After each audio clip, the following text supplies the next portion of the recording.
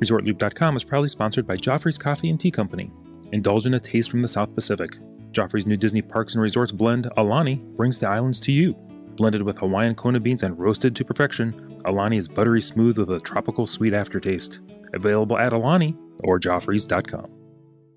Please stand clear of the doors. Por favor, manténganse alejado de las puertas. We are now approaching the Contemporary Resort Hotel. If you are exiting and would like to reboard the monorail later today, please receive a hand stamp as you exit the platform.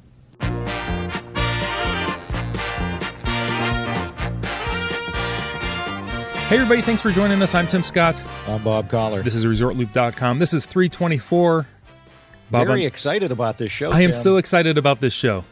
You know, we're always on the cutting edge We are. here at ResortLoop.com. Not as much as our listeners and guests. No. Our listeners are doing things that are just ridiculously cool. And we have somebody that has done something ridiculously cool. On multiple levels. This is like one of the coolest people ever to be on our show. Absolutely, absolutely. And Tim, since you found this incredible family, why don't you introduce our guest? Well, through online stalking, I was able to track down from Calgary, Alberta, Canada, Tammy Subasic. Tammy, thanks for joining us on the show. Well, thanks very much for having me, Tim. Oh, it's definitely Tammy. our pleasure. So, Tammy, you, well, I don't even know how to start this show. Oh, sorry. Bob and I are both excited. We like road trips to Disney. Yes, we enjoyed our road trip a great deal. Now, I find you flattered me a little bit. I don't think my kids would call me the coolest person on earth. You know what? Kids never think their parents are cool, even though they are. So listen here, Subasic children. You tell them, please. Your mom is very cool. There you go. Very cool. Now, I got to be honest with you, Tim. When you first mentioned this, Yes. I thought, for whatever reason, I thought they took Len Testa to Disneyland. But that's not quite what they did. No. So explain to everybody exactly what you guys did, Tammy. So we in November of 2015, we found that we had 10 free days on our calendar, and we decided to drive from Calgary, Alberta, Canada, to Anaheim, California. And that sounds like a normal thing for people to do, a little long. Flying is much quicker, but the difference in what we did is we did it in a 100% electric car. That is so incredible. Yeah, so most people think an electric car, you're lucky if you can go 60 miles, and then you got to shut her down. Well, we have one of those too. We started out with a Nissan Leaf, but it wouldn't take us to Disneyland. But it would probably take us about 2 months to get there and back. Oh, wow. You don't have that kind of time. I think the school would probably complain about that. So, right. So what we did is last year we bought a Tesla Model S, and that's the car we used to go to Disneyland. Now, that looks like a very cool car. Is that a very comfortable car? It is. It's very comfortable. It seats our Tesla. We bought the extra seats. It seats 7, and we have a family of 6. So it gave us the opportunity to all go together and to go comfortably, and it's very luxurious. Probably the most luxurious car we've ever had. Now, you guys got the new Tesla. It has a jump seat in the back that allows you to put a couple of kids back there. It does. So we've got the 2 seats in the front for the parents. Then we've got 3 seats, the normal seats in a sedan. And then you open the hatchback, and there's 2 jump seats like you'd have in an airplane, which have 5-point harnesses. And the kids sit there. They face backwards. They wave at all the traffic. And that's how we fit 6 people in a sedan. Now, I'm sorry, I got to interrupt because this was on a separate YouTube video. You have several YouTube videos. We'll link to some of those in the show so people can see these because these are very fun to watch. But you had a couple minor legal issues with this seat. Tell us what happened with this. This is awesome. Well, we don't. So when we got the car, we bought the jump seats. The kids are used to riding in them, but people in Alberta aren't used to seeing children riding in the back of a car. And so we've had some issues where we've had people come up behind us, take pictures, and in one case, we actually had them call 911. Now, luckily, the police up here are more knowledgeable than some of the population who aren't quite familiar with the cars yet. And so once they got the call and they realized what kind of car it was, they knew we weren't kidnapping children or transporting them unsafely, and they stood down on the call. So we didn't actually get a visit from a policeman, but other people have. So, my goodness. Now, I know for myself, back in the day when I would, go to the drive-in, we would throw a couple of our friends in the trunk to get. But this is a whole different thing you got going on. With That's right. Yeah. That's right. Yeah. These are legal seats, and and it's actually specially reinforced, and there's airbags in the back to maintain safety for them as well. So it's pretty cool. They enjoy it. They love waving at people, and and that's one of the things they enjoyed on their trip to Disney. That is so awesome. This is an incredible vehicle. Once we found out that we were going to get an opportunity to talk to you, Tim and I started looking at the Teslas, and this Model S is gorgeous, this car. What's your favorite part of the car? Oh, that's hard. Never paying for gas. Yeah. Oh my gosh. Is a huge thing. When you walk up to the car and you've got the key in the pocket, it's almost like it wakes up and says hi. It's almost like a Disney car, because the handles pop out and the lights come on and the mirrors pop out, and when you walk away, all those things go back in, like it goes back to sleep. So that's kind of fun. So the handles pop out, and wow. And it drives itself. It auto drives, which is another amazing feature. So I read that in your blog or whatever it was, I guess, with your letter to Tesla. Yeah. And that is it'll actually this car will actually pick you up at your front door, according to Tesla. It will on private property. Yeah. That feature itself is in beta. But what we can do, because my husband would say I'm not a good parker when I have to back in. I probably agree with him. Oh. But there's a feature where I can park in the driveway, and then I get out my phone and I push summon reverse, and it'll back the car into the garage. So I don't have to worry about hitting the other car or hitting the wall or hitting the other stuff in the garage. It just backs in, which is fabulous. That is incredible. Wow. No, yeah, okay, it's so very cool. A typical drive from Calgary to Disneyland is around 23 hours. So why don't you talk us through how long was it, and what was the process of getting you guys down to Disneyland? So basically, like you said, it's about 23 hours from Calgary to Disneyland. That's about 2,400 kilometers of driving if you were coming from Calgary. What we had to do, because we were taking what's called the Supercharger network, and the Supercharger network is a network of superchargers that Tesla's put in, which allow you to travel free and charge quickly. So we couldn't go directly from Calgary straight through Montana. We had to detour and take the Supercharger network, which took our trip from 2,500 kilometers to 3,000 kilometers. So it was a bit of a, we had to take a bit of a detour. Okay, so a scenic route. Yeah, exactly, because it was through Alberta, the Rocky Mountains, BC, Washington, Oregon, and California. So it was along the Oregon coast. It was quite beautiful. But it added 600 kilometers of driving so that we could supercharge. Benefit was we could get there in 2.5 days versus, a couple weeks, right? If we had to charge slower. Oh my God. Absolutely. That's the key. Yeah, so it was definitely a benefit. So my husband planned the trip ahead of time, just to make sure we could get there. And when we found it, we could. We just had to find a time frame that we could do it. And that's where these 10 days came in. The 2.5 days there, 2.5 days back. are what we needed for 5 days, and then we had it ended up to be 4 days in the park, which was a bonus because they were days we weren't going to get otherwise. Oh, absolutely. So these supercharging stations, it's free? So what happens is if you purchase the car with supercharging enabled, and I think it cost us about $2,500 to get supercharging enabled on our car. You can charge on the super network for free. Wow. Yeah. That's like free gas if you had a regular car.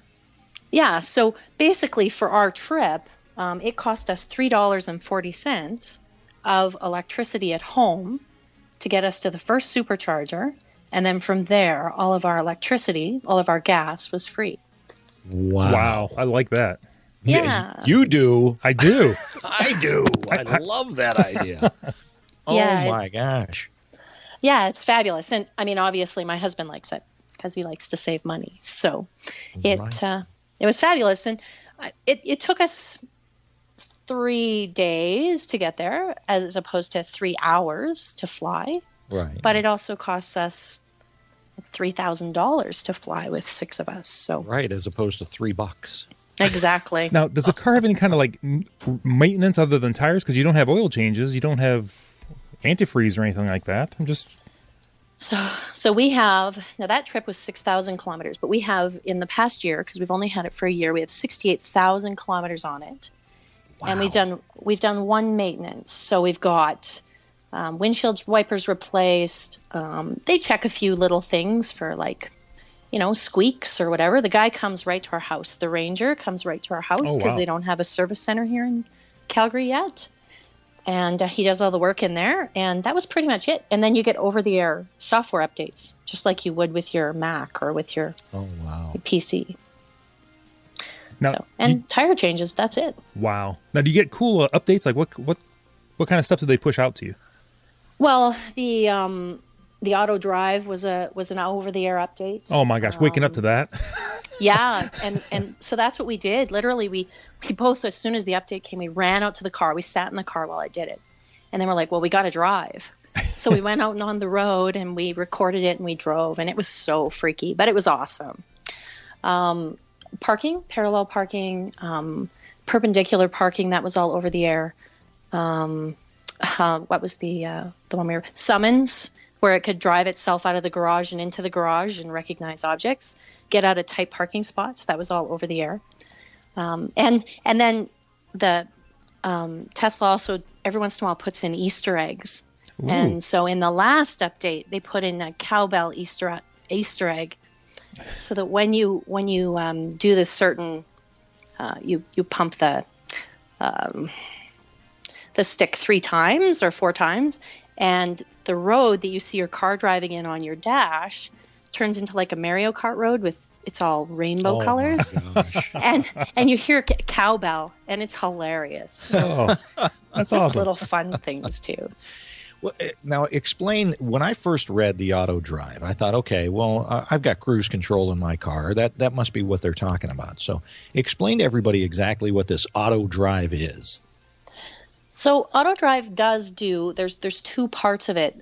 It will do adaptive cruise control. So it'll follow vehicles at a certain speed or a certain number of car lengths behind them. So, and a lot of cars have that nowadays, where if you get too close or if they slow down quickly, it'll slow down with the car ahead of you.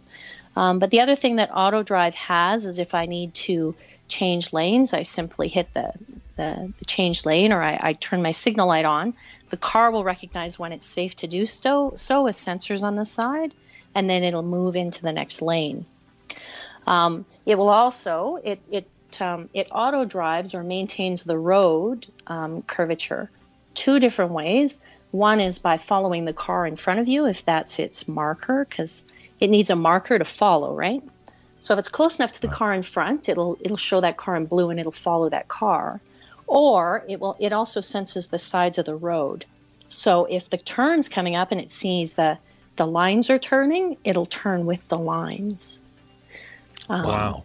Yeah, so it's really freaky to have your car, the steering wheel, turn underneath your hands for the first time, and do it itself. And you're like, well, I don't feel comfortable here, but it maintains the middle of the line. Some of us, we prefer to hug one side or the other, but the car likes to stay in the middle. So that's a little freaky at first, but that's kind of what auto steer does. And my husband found it really reduced stress and driver fatigue on a 39-hour drive. Sure, absolutely. Now, I watched a little bit of the YouTube video and of your trip to Disneyland, and so you can put in where you want to go, where you're at, where you want to go, and Tesla takes care of the best route for you. Is that my understanding? Yes, that's correct. Yeah, it'll give you your planned route, and it'll actually even show you how long you have to stop at each charger to continue on and to get to the next one, which is really handy. We usually stay a little longer for a buffer, especially because my husband doesn't always drive the recommended speed. Oh, no. And there are other factors, like if there's wind or if there's moisture on the road that might make, or if there's altitude changes, like mountains that we had to drive through. Oh, okay. Tesla takes that into consideration, but we usually build in a bit of a buffer. All right. And on average, how long did it take you at each of the supercharging stations to fill back up, if you will? Usually, like the most it will normally take to fill from empty to full is about an hour. You don't always have to stop that long. It'll charge 80% of the car will charge within 30 minutes. And then after that, the last 20 is balancing the battery and making sure that, that it kind of gets distributed properly and it doesn't charge too fast. So that last part takes the longest part. So you could charge a little bit and continue on your way. But we found an hour was the most we stopped. And, to eat, to have 4 kids go to the washroom, to get snacks, usually we were still doing stuff by the time the car was charged. So it really wasn't a big deal at all. Right. Wow. Right. That doesn't sound too bad, Tim. No, you it doesn't. Buy us one? I would love to buy us one. My goodness, just the savings on gas alone, that's amazing. It really is amazing, and maintenance. Now, do you ever have to wait at a charger, or are they always kind of available? I think it depends on where you live. Okay. Here in Alberta, we've never had to wait. And even on our drive down to the States, we didn't have to wait at all. But there are places, like there's quite a few of them in Los Angeles and in California. And especially when there's like a big holiday like Thanksgiving, that's when they'll have people backed up at chargers, especially chargers that are kind of in the middle of nowhere and are key to getting to the next place. So, but they're building more. I just watched a video that Elon Musk did when he released the Model 3, and they're doubling their network, I think, in the next year. Oh, so, wow. Yeah, I'm looking at the map right now, and it looks like in the United States anyway, they're on most of the major interstates crossing the country. I-90, it looks like I-80, down the 40 through Texas and New Mexico, Arizona, all over Florida, and 75, Tim, down 95. Mm-hmm. So they've got those everywhere. Now, once you got to Disneyland, first off, did your kids, were they like, we don't want to go to Disneyland, we just rode in one of the coolest rides anywhere? But where did you have to charge? Was there somewhere near where you were staying? So we pulled into Disney at 2:30 in the morning on Monday morning, on the 9th of November. So the kids were more than ready to get out of the car. Mm-hmm. Yeah, I'll bet. After, what did I figure it out to be? It worked out to be like 39 hours in the car. Right. Oh, wait a minute. Oh, I think it was 60 hours. Yeah, 60 hours in the car. Oh, yeah. Because you've got 60 hours on the trip, because you've got your 33 hours of driving time, 12 hours of sleeping, which isn't a lot in 3 days, No. you know. Right. and then charging time of 14 hours. So the kids were ready to get out. Yeah. No matter how nice the car, it's nice to get out of the car. Yeah, exactly. They love it, but time we were going to Disney. Exactly. So they wanted to get out.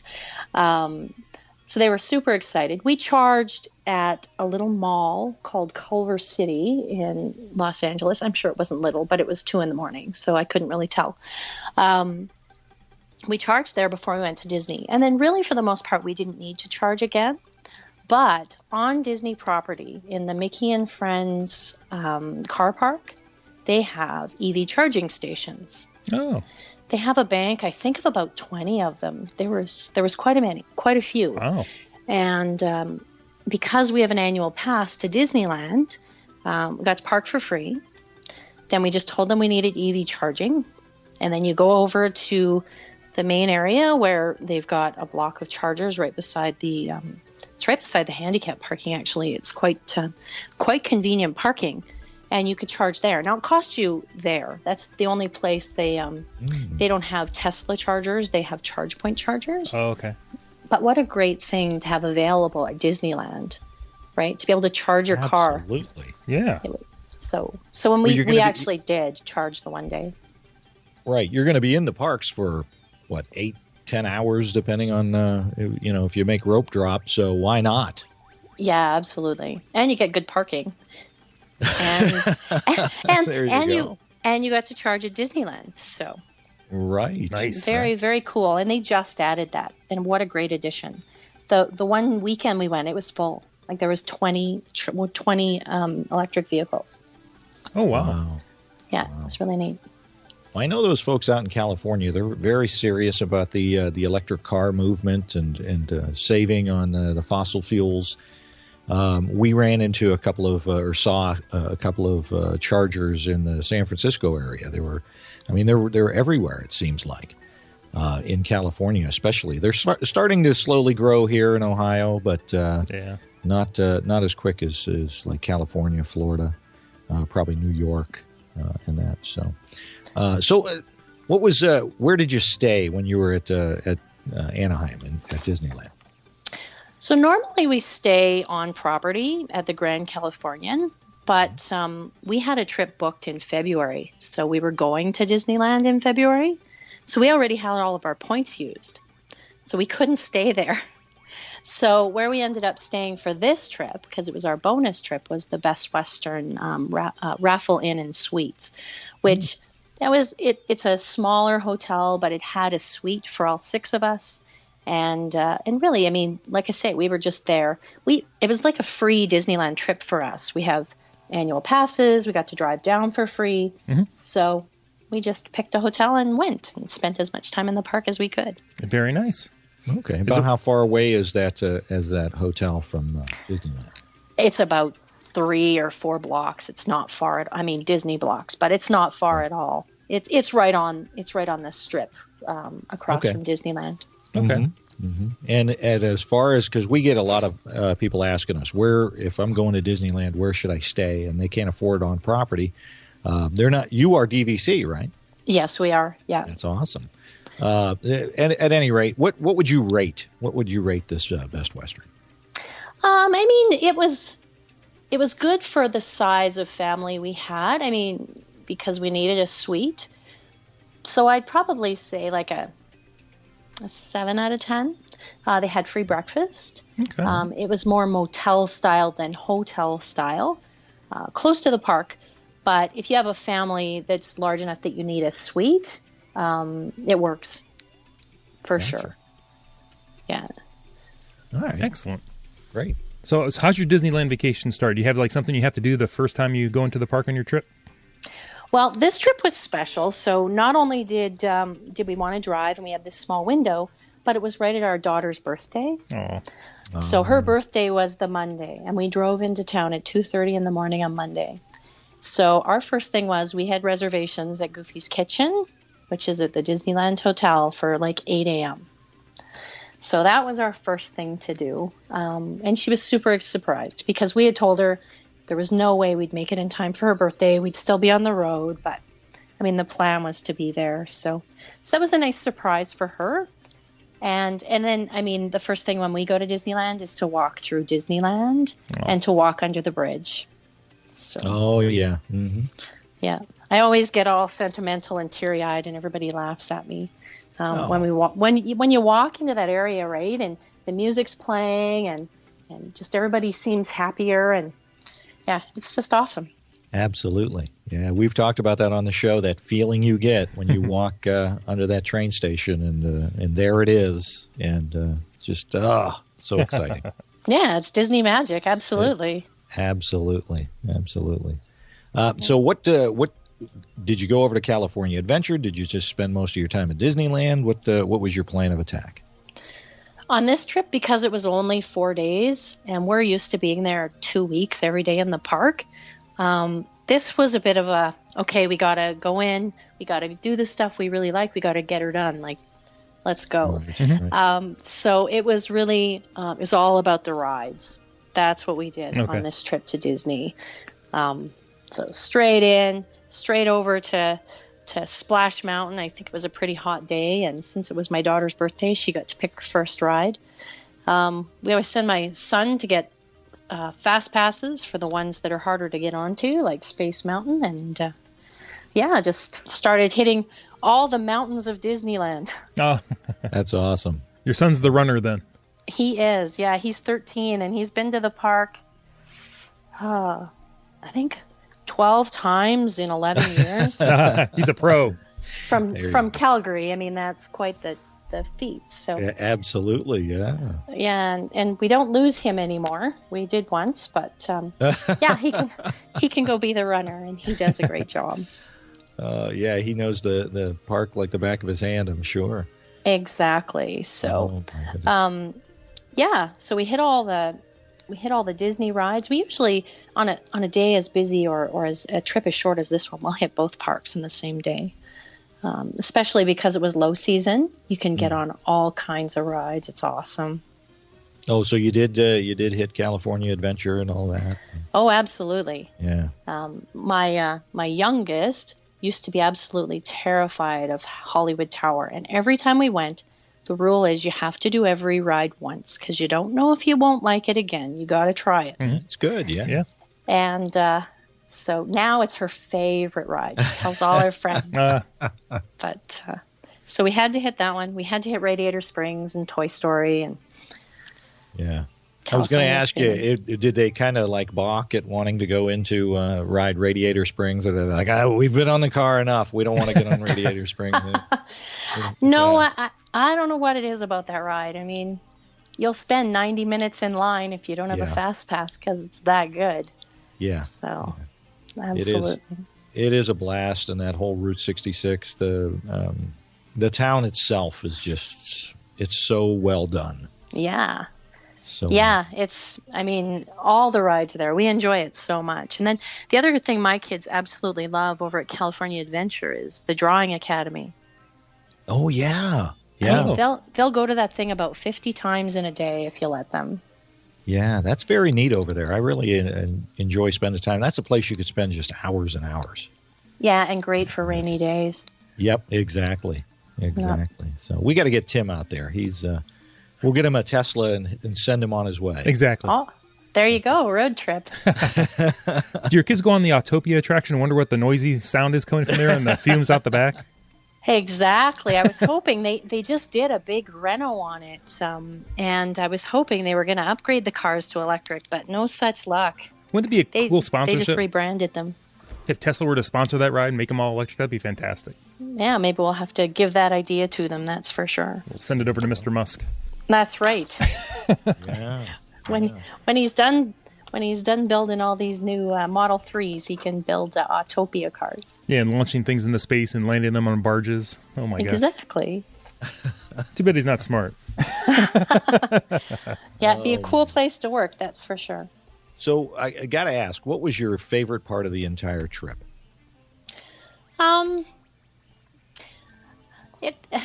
always tough, but seeing my daughter's face when she knew she was going to be there for her birthday, that was pretty awesome. Oh, yeah. And getting to be there at Christmas. Christmas is always my favorite time at Disneyland, and we didn't expect to be there this year then, so that's always one of my favorites. And then we got to see the fireworks, and they do the snow, and that part's always really memorable. So So those are spending that kind of time with your family and those long road trips. People always want to balk at the road trips. They're like, "Oh, I can't be that long in the car." But did you find that it brought your family a little bit closer together? Absolutely. I mean, and it's interesting because two things that were really cool that happened were they were ready to get back in and go again. Like when we got home, I mean, when we got home after like 5 days in the car, they were ready to get in again.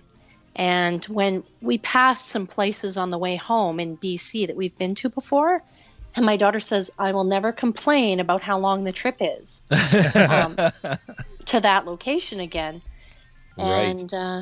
And really for them, like they really didn't mind the length of time, because we were on a trip together as a family, and we had a destination and we had a goal, and it was an adventure. Mm-hmm. Right. Now, would you take the Tesla again, or would you normally fly? How would you go again on a trip?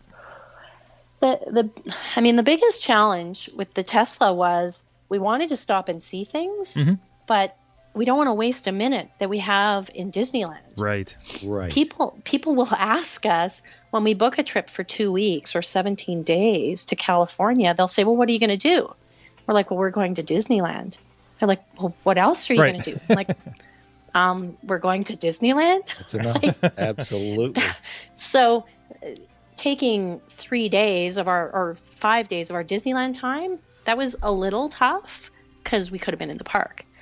But I think absolutely we'll do it again, because we do like the adventure of driving our car and going places and seeing things. And we have in our plans, and I don't know when it'll be, we'd like to take a trip to Florida. I was just going to ask. Yep. Absolutely, because we haven't done that one yet. Tammy, you have to let us know when you're doing that. Absolutely. We sure will, because you haven't been to Disney World yet? No, you know what? My husband and I were there in 2007. We were in that area, and we went to Disney, the World of Disney, like on Downtown Disney. Oh, and that's as far as we went, because we thought the kids would kill us if we went to Disney World without them. Well, so they would never forgive you. That's right. Absolutely. No, so we bought them little trinkets, and that's nice. and said we went to Disneyland and messed with their minds. But that is very cool. And you guys all got to, and we'll have links up on our website. Yes. To their YouTube video, which is so very cool. You get to see them actually traveling down to Disneyland and back home, and just such an adventure. And you got to love being with your family and spending that kind of time, especially when you're going to a Disney park.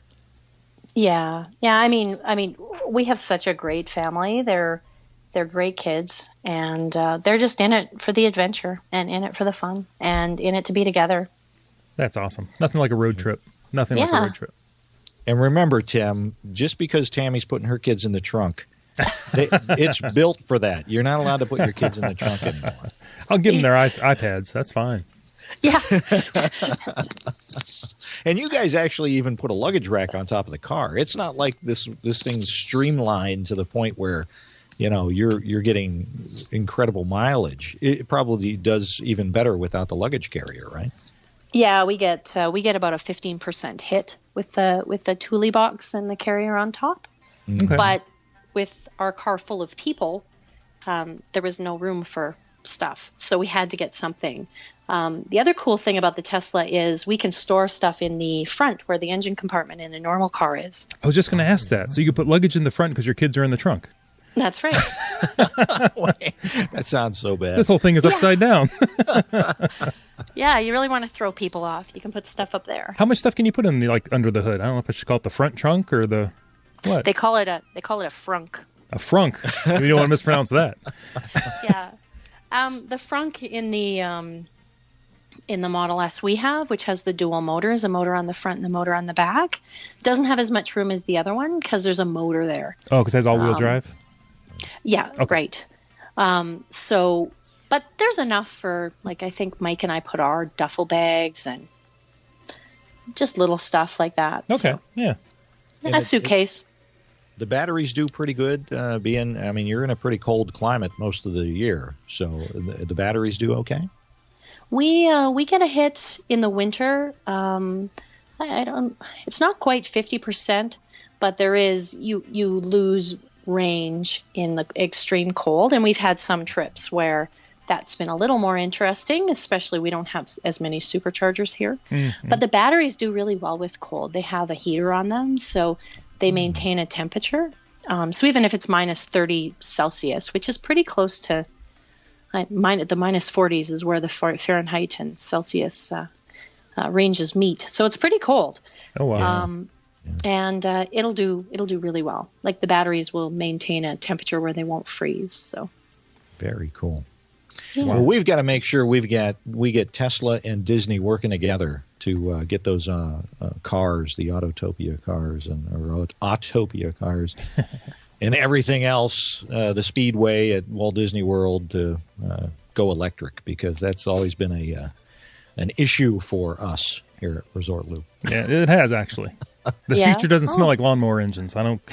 Yeah. No, and they quit too, right? Every once in a while, and you have to restart them. Right. It's smelly and noisy, and yeah. We got to get that to happen. You got to let us know when you're ready to take your Walt Disney World trip, so that we can follow along. All right. Well, I'm going to twist my husband Michael's rubber arm and see if we can get it done sooner than later. He's going to say, road trip, sure, let's exactly. go. Yeah, he's actually on one right now. So. Very nice. Very nice. Awesome. Well, Tim, that's all I have for Tammy. Oh, Tammy, thank you very much for joining us on the show. I've been very excited to have you on. Oh, well, thank you so much for having me. It was a lot of fun. Awesome. We appreciate it. Do you have a blog or anything we could steer people to for you? Where can people find you? Yeah, so we've got a couple things. I blogged our trip to Disneyland. It was one of the ways to convince the teachers that we were doing something educational and let our kids out of school. Nice. There you go. So it's Alpha Team Bravo, all words. So the word Alpha Team Bravo, all one word, at wordpress.com. That's the blog of the Disney trip. And then we've also got our YouTube channel, which is our Tesla videos and lots of fun stuff there. And it's M1KTV space Tesla. If you search for that, you'll find us. Excellent. We'll put all that in the show videos, notes. Yeah. Awesome. Awesome. Yeah, that would be great. And I hope to talk to you guys again soon. Oh, that'd be awesome. We would love it. Everybody, thanks for joining us. I'm Tim Scott. You can find me on Twitter at ResortLoopTim, on Facebook at Tim Scott, and the website, ResortLoop.com.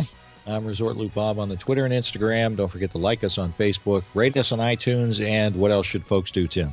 Always be sure to share us with all your friends, your family, your social media friends. They share the gateway to the magic. See you, everybody.